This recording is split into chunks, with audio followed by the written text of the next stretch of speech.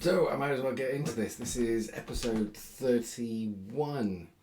Can an album be written? Trying to do something from here in my shed along those lines. And I'm working on a project at the moment.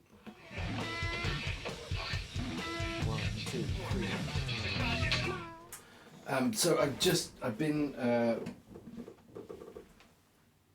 essentially trying to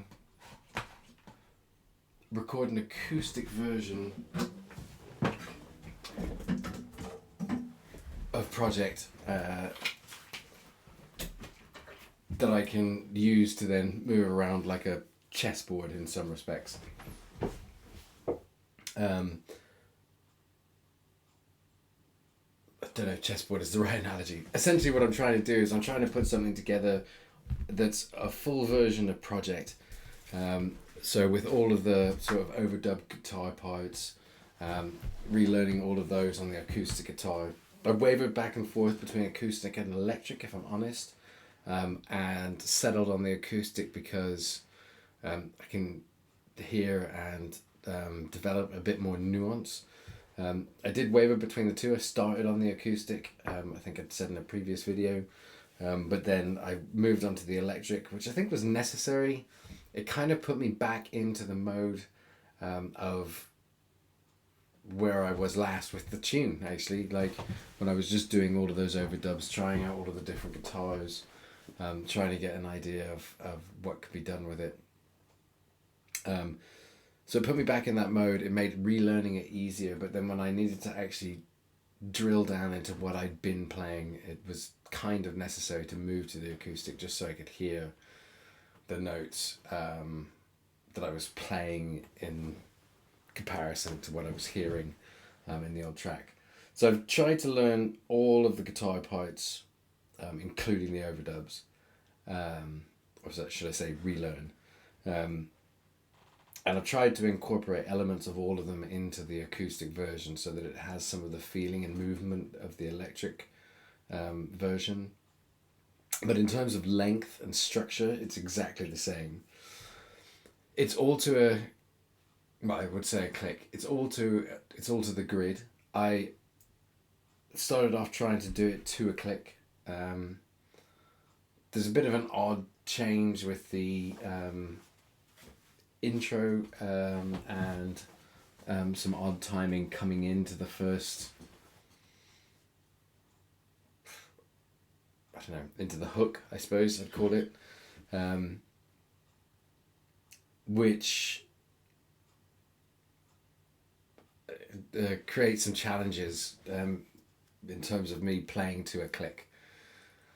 So anyway, what I ended up doing was importing basically a portion of the drum parts from the old podcast project version that James and I had worked on. So some of James's drums through the verses, sort of the intro drum track, which I built with a virtual drummer, I was able to make fit in with the odd timings of some of where that comes in, and just imported them into this new project, and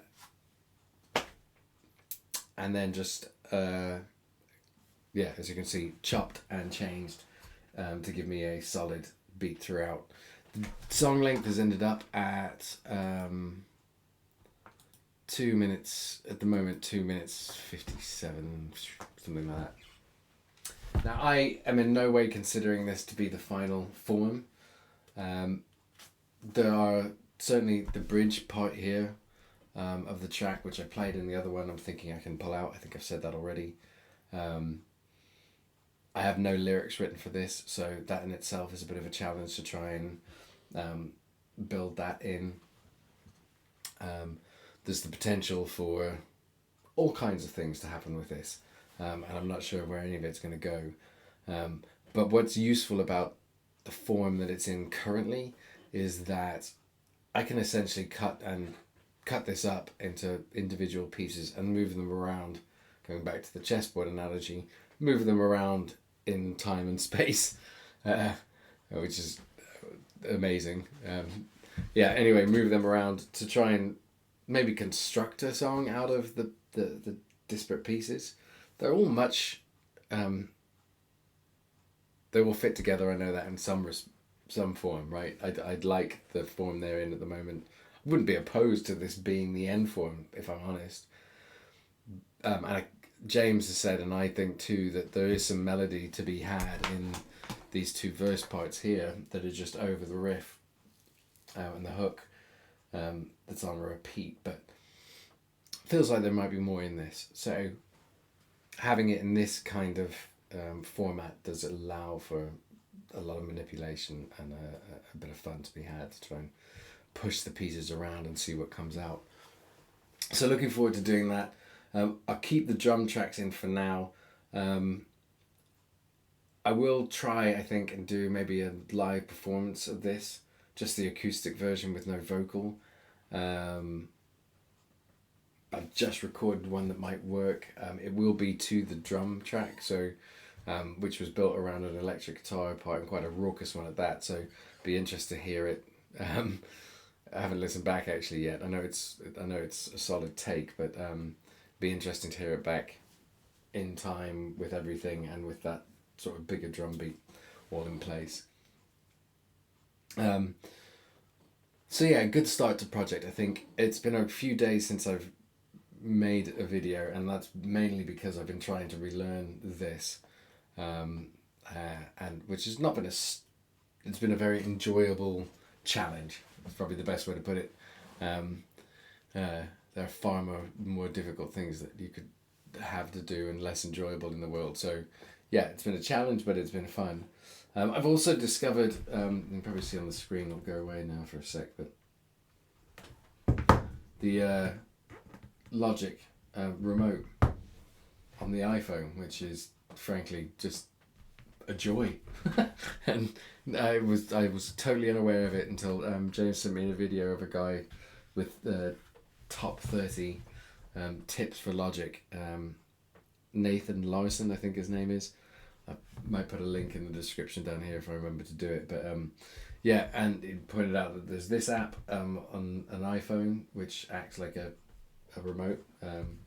Gives, if you turn it to portrait view, it gives you some idea of the desk. There is, I haven't tried it yet, but there is an app for the iPad, which is going to give you even more in terms of the control interface. Again, who knew? Probably should have guessed. And it's one of those huge benefits, I suppose, to Logic if you're surrounded by devices that are on iOS, because it's a pretty seamless experience to hook these things together. If they're on the same Wi-Fi network, it doesn't take much at all. So new things to discover, new things to play with. Quite excited. Looking forward to it, and cheers. Speak to you soon.